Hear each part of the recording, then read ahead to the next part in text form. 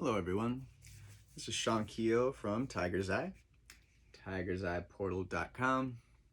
Just gonna start doing some videos with some basic content. I have a counseling practice, coaching practice, and just want to start talking about some of the things that I work with people on, and also some of the subjects that we're going to be getting into in the future, and plus just getting more used to just video and audio, things like that, and getting feedback from people as far as what they'd like to hear me talk about or research or study. So there's going to be a lot of body, mind, spirit, emotional health, physical well-being, spiritual well-being, and a number of things that maybe some people have heard of, some people haven't, and also using this as a way to crowdsource information. Once again, the website is tigerseyeportal.com, and we're going to be working on this YouTube channel here and posting it on other platforms as best we can. Especially, we'll get into some controversial stuff, so we definitely want to be on as many platforms as possible, and especially uncensored platforms. So it's possible that if it's a sensitive subject that we may, sort of post something on YouTube that says, go to Odyssey or go to Rumble or any of the other platforms that are coming up. One of the main things that I'm going to be talking about, because I just really feel like it's time and it's super common, is some of the distortions that go on in spiritual communities. There's a term that I learned about this year, Communal Narcissist, and it's very common in these circles. And it's not that spiritual communities aren't great, just communities, or at least the concept, is fantastic. I think so much of why people are, especially young people, gravitating or just wanting or have more of communist and socialist bents as far as romanticizing those things, is there's a spirit of community that's missing. If you think about at least the literal definition of a community, it's people looking after each other, caring about each other. But Stalinist communism, Maoist communism, we've just never really seen it work as far as I'm concerned. And so, of course, there's a lot of critics. But at the same time, as with any subject, you should be able to talk about it. And, we'll probably get into that. There's a number of things that are important on that front. Obviously, we don't truly live in a capitalist society. I'd say we live more in a fascist society as far as the literal definition, that corporations are married to the state.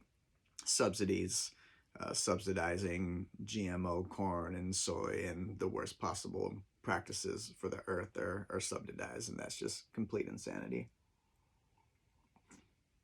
But everyone wants to scream and then demonize communism and socialism and some of these other things, which I don't agree with as well, as far as the institutionalized authoritarian governments. But we have those elements in the United States as well. It's just a lot of times it's just sneakier. They're just not doing it out in the open. And we'll get into that for sure. But what I'm trying to do in some of these introductory videos is also, I'm here taking notes and getting everything together, because obviously I only want to talk about what people want to talk about. This is public, this is crowdsourced, so I'm not just doing this for myself. And the reason that I had the coaching practice is because whether we're talking about physical health, whether we're talking about emotional health, whether we're talking about spiritual health, and spirituality in general, religion, all these things, I have been gathering sources and material and information for about 30 years now. So I'm going to also separate out my own story. I have always found it helpful for people to share their own stories, what they've been through, their experiences, their mistakes. And so I will do the same. And so there'll be more of a dedicated video for each subject, basically. And this is an exercise within itself. It's just meant to be getting content onto the web so people have access to me, basically. But as time goes on, I have producers and engineers, so we'll start to edit things. And so that's going to be really helpful too, if you want to leave any feedback as far as sound quality, video quality. And then I'm speaking more publicly, so you'll notice when people are learning to speak publicly or getting more used to it, you're getting a lot of you're working on those things yourself. So this is going to be a part of my process and something I may even edit out of this video someday, but I'm just getting used to it. I'm just getting used to the technology as well. So far, everyone tells me, and I'm pretty happy, and we'll see how it goes. Just using an iPhone 12 to film. Speaking of which, if anyone wants to sponsor me, well, yeah, we'll see how all that goes. So, just looking at my notes here and start to work down through some of the things that I'm going to be talking about. Like I said, one of the first things is spiritual communities. I have been a part of one. Basically, it was an online community, but it brought up so many important aspects of some of the various dynamics that go on in this. And it really, it's the same thing with communes and intentional communities. Even they may not necessarily have a particular focus, but I mean it's particular religious focus or spiritual focus, but a lot of this similar dynamics come up. And this is talked about in psychology. And then I experienced this firsthand. So this person is a public figure, so I'm going to be talking about her. The reason I'm going to be talking about her is because she also did a lot of damage to people. So in communal narcissism, basically what winds up happening is even when the teacher, leader, whatever, guru, whatever you want to call them, even if they had the best of intentions at the beginning, what happens is that if they do not face their own issues, they wind up projecting their issues out onto the community itself. So this particular woman, her name is Lisa Renee. Her community is called Energetic Synthesis. And there are a number of really supportive things and information that I got from there. It is an ascension community. There's a lot of talk of extraterrestrials. We'll get into that. That's been another part of my path. We'll talk about that. I have a couple small parts in some of Dr. Greer's documentaries. So everything, we'll be posting links so you guys can see all those things as well. And a large part of that is just opening things up to criticism. If you can't handle criticism, then you've got some issues, or you just, it's understandable. That could come from a really deep place. It could come from early childhood stuff. It's completely understandable as far as being hurt by criticism, being hurt by people being critical of you. But as far as being a researcher, presenter, counselor, therapist, any of these things, public figure, it's just going to happen.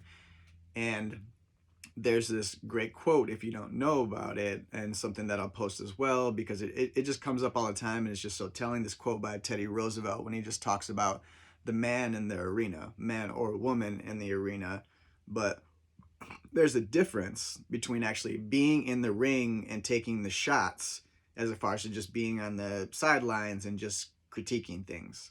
So you're going to make mistakes. And that's just life. You're gonna make mistakes, and when you get in, I'm a martial artist as well. When you get into the ring, you're gonna get hit. It's gonna happen. And there's actually this fantastic community that I was a part of for a little while,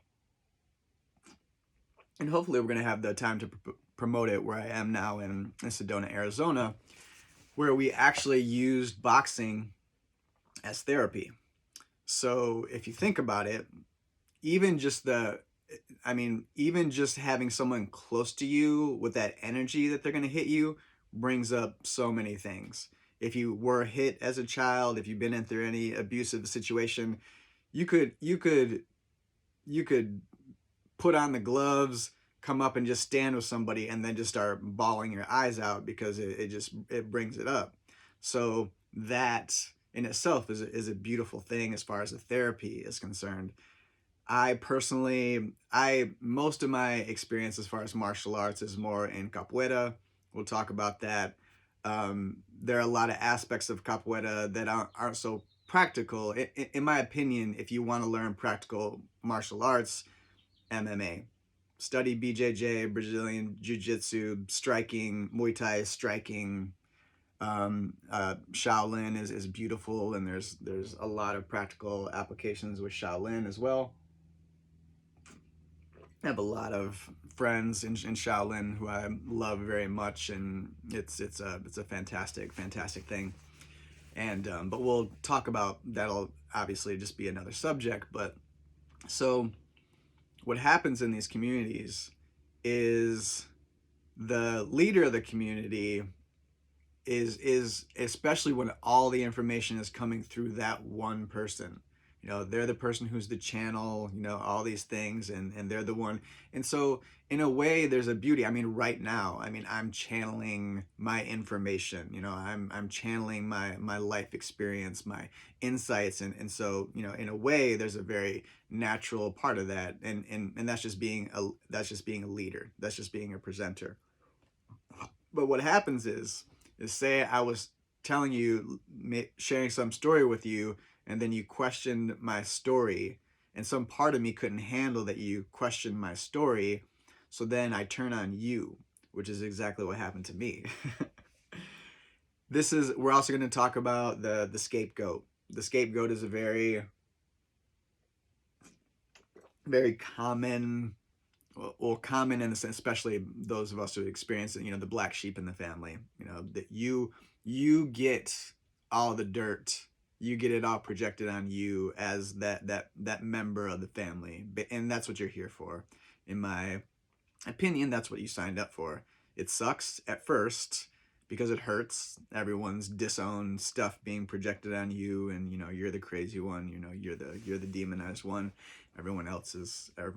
And the amazing thing about that, and what they don't understand, is that you're actually supporting them. You're actually making them feel okay. You can handle all of that being projected onto you. That's why you're there. So you're actually, and then it's an art as far as when you're coming out of that. It's an art when you're coming out of that, and of course there's pain in there, and you want to be authentic.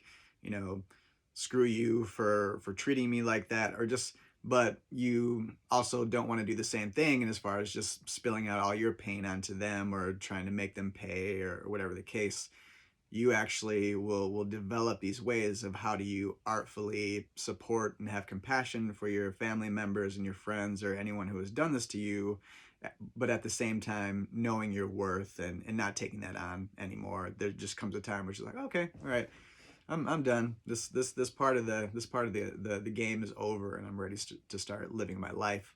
And that happens at different age stages. Definitely a part of my life for sure. I am the black sheep of the family, and all my families. We're not gonna.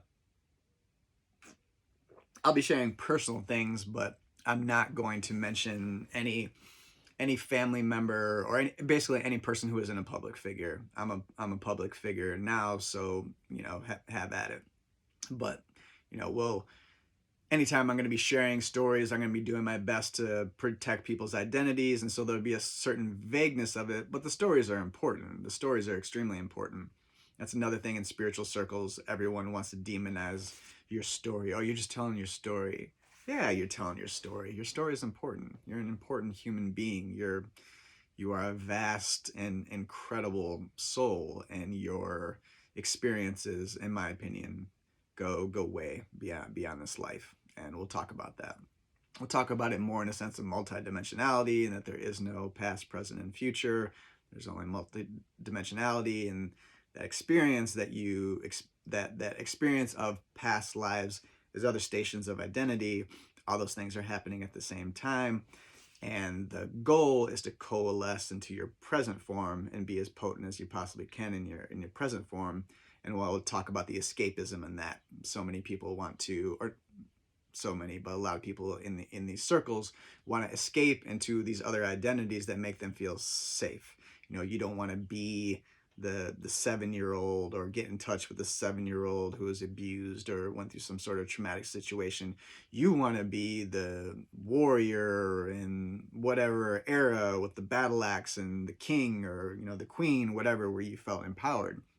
But what you can do is you can draw on that because that's part of you. So you're a 7-year-old and you see this in psychology. You'll see a child who is traumatized, and maybe they'll draw things that bring that support into them, even things that seem scary. Another thing that we'll talk about is guides. It kind of sucks because spirit guides become such a fruity kind of thing, because there is so much fluff out of there, but you have them. Everybody has them. If you could see into that world, you would see our world populated by all the spirits that are around us. This is just again, and I'm going to speak in absolutes just because it's easier. I'm just being authentic about my experience. But because then I'd always have to be saying, in my opinion, in my experience. So I will still say that, but just know, even though I'm speaking factually, even though I'm speaking just very literally about these things, it's open to the interpretation of your experience, and it's something that you have to get used to, because there's a difference between having to prove something scientifically and your life experience, and those things get confused in a lot of weird ways because it's such a convoluted space for a lot of pain to get in the way.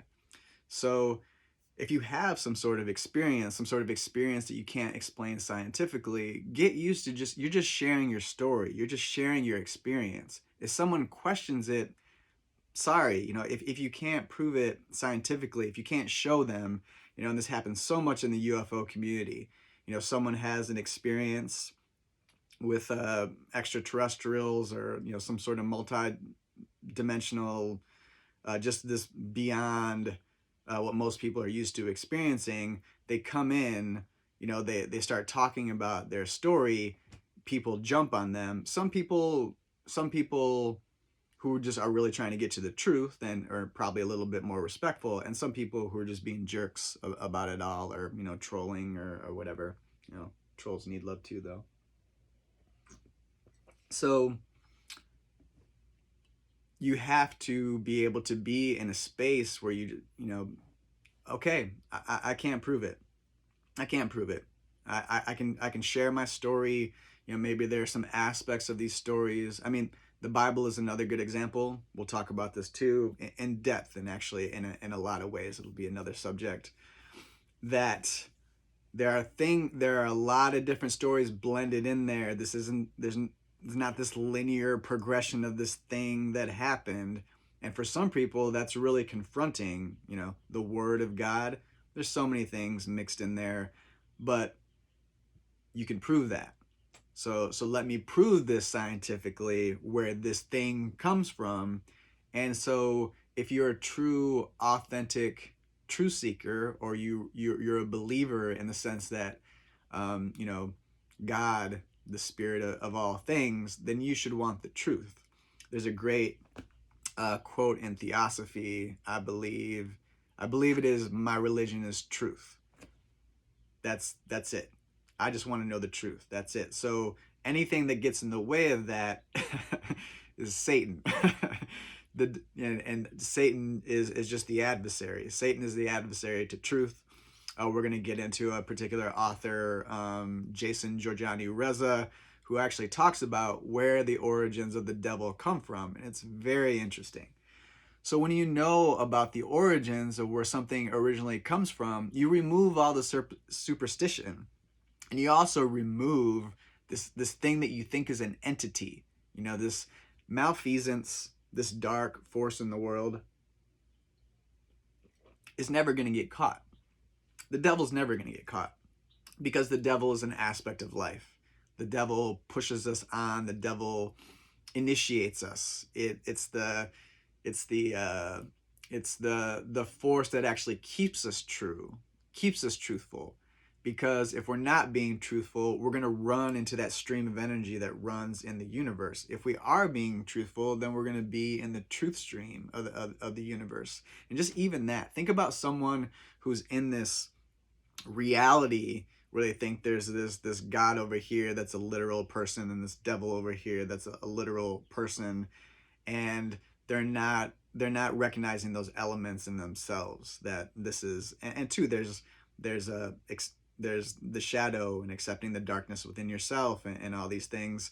And it's all about balance. It's not necessarily this entity over here trying to get at you, even though we will talk about that, and those things do exist. It's a reality, and we'll talk about that at some point. And some people, there are going to be places where, especially if there's a researcher, or if there's a person who knows more about any of these things than I do, I'm going to be posting all those links to these people so that everyone can research it on their own time. You know, I'm not necessarily a demonologist. I've experienced some of those things, and I've had to deal with some of those things, but it's not really a part of my day-to-day life, as far as that I've got my shingle out, just, Sean Keogh, demonologist, let me, cleanse your, take care of your demons.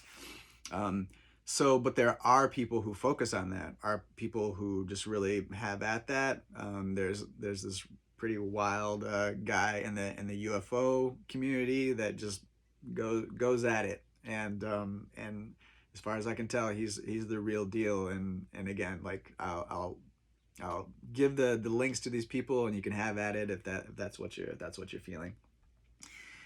And so there's also a lot of people in these communities that are doing some of what I'm saying, as far as like criticizing some of these things, but I think they're going really overboard. And one of the things that I'm noticing that is super interesting to me is that, someone's like, the debunker, like the great debunker, and like, they're, calling out all the contactees and all the gurus and all that. But it seems like in a lot of sense, even though they are probably bringing out some good information and even exposing fraud sometimes, which is important, a lot of times some of the things that I see is this jealousy.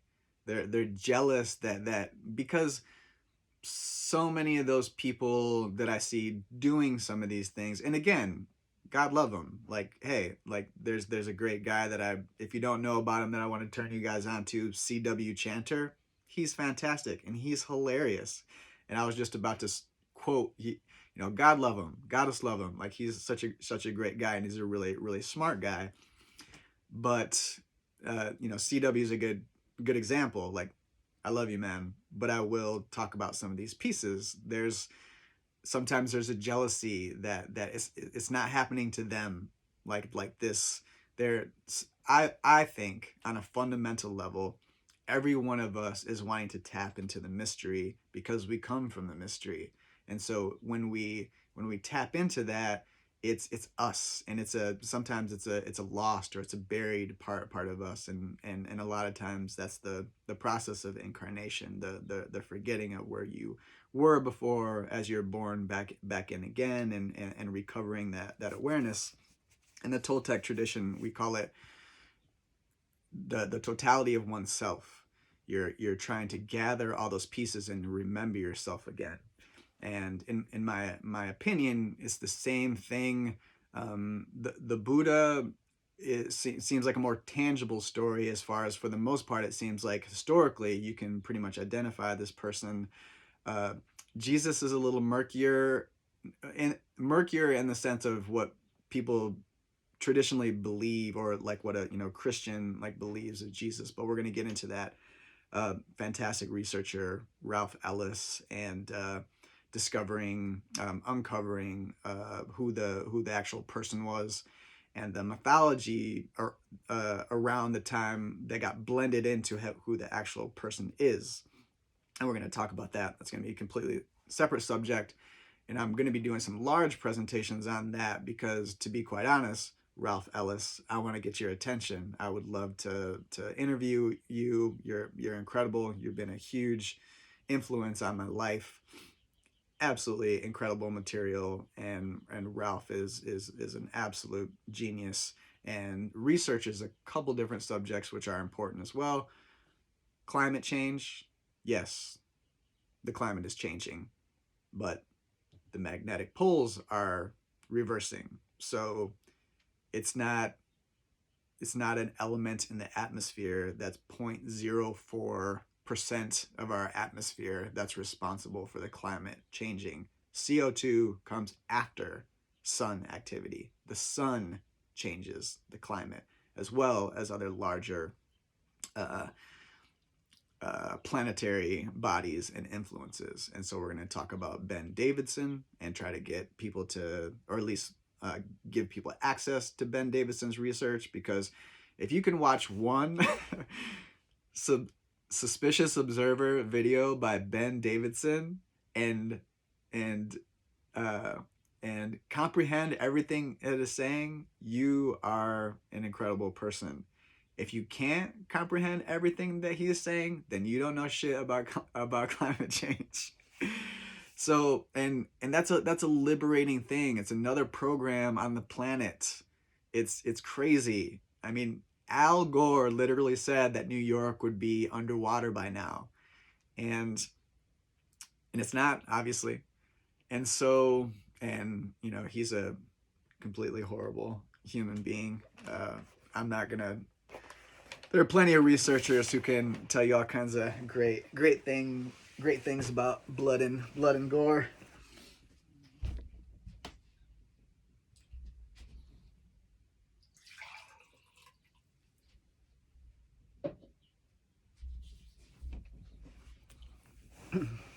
Yes, I do drink coffee. I love coffee. I love plants. So I will be talking about that for sure. It's quality. Everything is quality. Bulletproof coffee, bulletproof beans. I've heard that there are better beans. If you know those better beans, let me know. And you can sponsor my channel. Okay. So, climate change.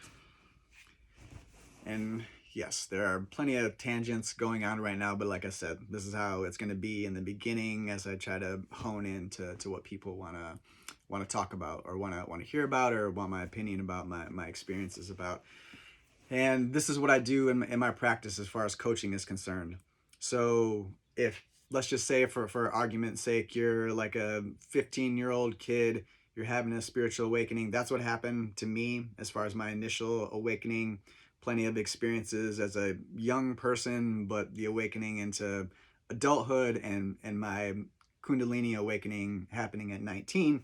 These are very traumatic, or they can be very traumatic things, disorientating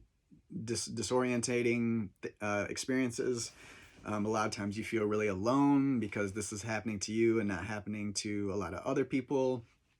Thank God I had my closest friends weren't necessarily going through the exact same thing that I was going through, but at least I had a couple people who could understand and who I could talk to.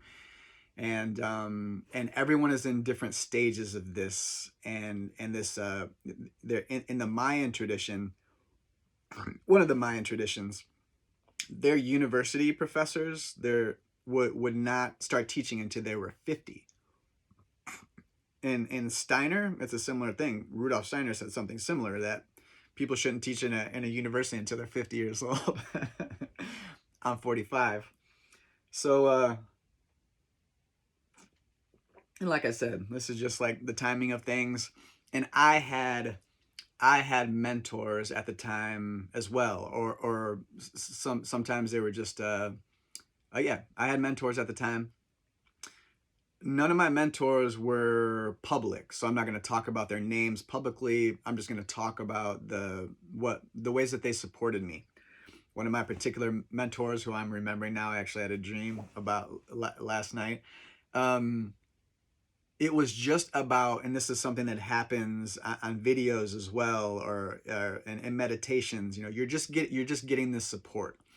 So as this person who has integrated these things and also cleared things, cleared pain, it's just the clarity in their being, and then just sitting with them. You'll see this in the Indian tradition. There's Diksha, where just basically like the teacher is just standing there, just staring at you. They're just like letting this light move through them, and that word, if you're not familiar with that word, just be aware. I am aware, for the most part, of all the controversies in these different communities. I just said Diksha. Diksha is in the Amma Bhagavan, the oneness community in India. There's controversy there. We'll talk about all those things. It's important, and it really blows a lot of people's minds. What's that cat's name? I don't know a whole lot about him, but Bentinho Musara. Just like these controversies happen with these people. I mentioned Dr. Greer, of course, very, very controversial. Emery Smith, very controversial. Emery Smith is a great guy. I've met him. He's a great guy. But I can see there's a lot of pain going on there. Don't completely understand what it is. But he gets a lot of flack. A lot of public figures get a lot of flack. I'm going to be talking about Lisa Renee. This is my piece, and it's important. Actually, had a reading with Lisa Renee a long time ago when I got into her community, and she actually talked about this time. She didn't talk about that I was going to be criticizing her, but she talked about when it was time for me to go public with my experiences. And see, it's just that, she tapped into something really authentic and pure, and it was supportive to me, all these things. But as I started to grow, and this is part of my piece, I see these things. I can see them happening in people. And also, this is my way of opening myself up to the world. To what do you see about me? What is, whatever I say, hey, back that up. And either I can back it up as far as science and citation and things like that, or I have to be humble enough to say, hey, this is just my experience. That's all I can say. I can't prove it. And hey, it is what it is. That's what happened to me. That's what I experienced. And also, one of the things that I've been learning and experiencing lately, I'm going through these particular childhood pieces that are being healed and cleared right now. And I've talked to some of, the people involved in these things when I was a child, and realizing that some of my memories are dreams. So as a child, when something traumatic was happening to me, I was processing what was going on with me in dreams as well. There are things, like there's this particular place, I'm originally from Michigan. This particular place in Michigan where I spent time with as a child, and I had this and we'll get into this as far as dreams as well. We're dreaming right now. We're always dreaming. They're just different stages of dreaming, different intensity of dreaming. The Toltecs, we're gonna be talking about the Toltecs a lot. That was a large part of my own awakening experience. We call these attentions. So right now, the sort of normal like 3D world, this is the first attention. When you lay your body down, your spirit leaves your body. This is the second attention. They're just levels of dreaming, levels of experience. And some of these places in dreaming you can't visit with your physical body. If you're going to go to Venus, as far as I know, even though I know that there's contactees talking about going to Venus, it doesn't seem like they're out breathing the atmosphere of Venus. So if you're going to go to Venus, or you're going to meet with some Venetians who can breathe that atmosphere, you're probably not going to be in this body that can't breathe sulfur or whatever the atmosphere of Venus is composed of. So yeah, so I had what I thought were memories, but they weren't. And now that I can remember that, I also realized that as a 7-year-old, so much was going on in that dream that I was processing, that it's not just the identity of a 7-year-old kid. I was actually talking to some of the people who were involved in this traumatic experience, and we were talking on a higher level. And actually, what we were talking about was what happened to me, and basically what I was telling them is that I'm going to go back to that place. Like, even though like that happened to me, I'm still going to go back and be with that person. And there was a person in that dream that's very close to me just being like, why are you going back there? Like, that was terrible. But on a higher level, you know, and like a, and so just so you know, this whole thing that happened to me is pretty much resolved. The abuse that happened to me, I've resolved, and I've literally resolved with the people that were a part of it. So there's a I don't want to get myself into too much trouble as far as to make sure that I'm not giving psychological advice, you know, things that I could be in legal trouble for. In my coaching practice, we do a disclaimer that just says, hey, I'm sharing life experience, I'm not a doctor, blah blah blah. And so yeah, and you know, I run a business. I have a construction business. I do landscaping, gardening, and consulting as well, which I'm trying to move more into the consulting aspect, and the coaching, and less in the sort of day-to-day labor. I want to be working on my own property, but for now, I'm you know, working on other people's places right now too.